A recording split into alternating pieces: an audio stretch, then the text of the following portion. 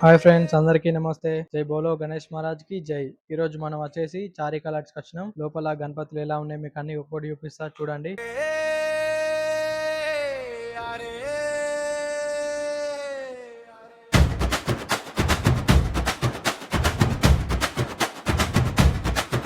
అరే డప్పులు మోగించరా, గజముఖుడి గాథ వినిపించరా, విఘ్నాలన్నీ పారిపోవాలి, గణపయ్య పేరు మారు మోగాలి.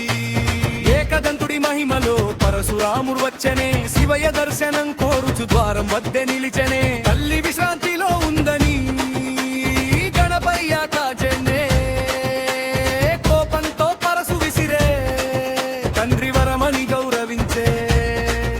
ఒక దంతమే త్యాగమై లోకానికి వెలుగై నిండే, ఏకదంతుడి పేరుతో గణనాయకుడై నిలిచే. జై జై గణేశ, జై జై గణేశ, ఒక దంతమే చాలు మాకు దారి చూపెనా. జై జై గణేశ, జై జై గణేశ, త్యాగమే నీ ఆభరణం, గణపయ్య జయ జయ.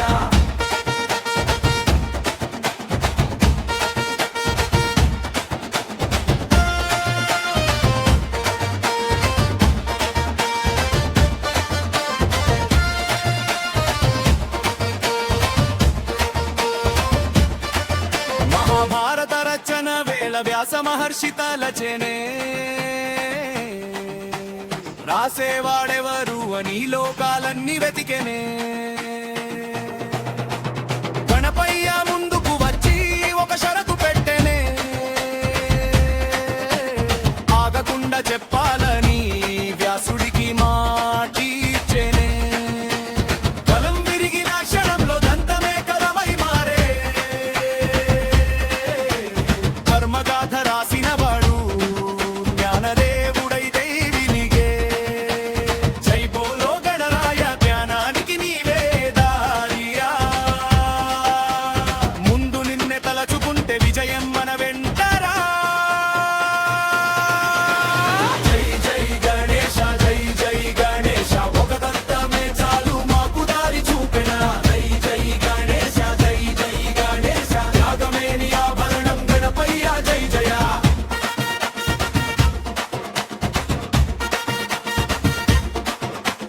విఘ్నాల వినాశకుడా, పరీక్ష అయినా పరిగెత్తే, పని అయినా ప్రయాణమైనా ముందు నిన్నే తలచే. పండుగైన పయనమైన అడ్డంకులు తొలగేనా, ఓ వ్రతం అంటే ఇష్టం మూషికమేవా. ఓకే ఫ్రెండ్స్, చూసారా గణపతులు ఎలా ఉన్నాయో. వీడియో మీకు నచ్చినట్టయితే లైక్ చేయండి, షేర్ చేయండి, సబ్స్క్రైబ్ చేయండి, అలాగే గంట సింబల్ని గట్టిగా కొట్టండి. సబ్స్క్రైబ్ చేయడం మాత్రం అస్సలు మర్చిపోకండి. ఓకేనా ఫ్రెండ్స్.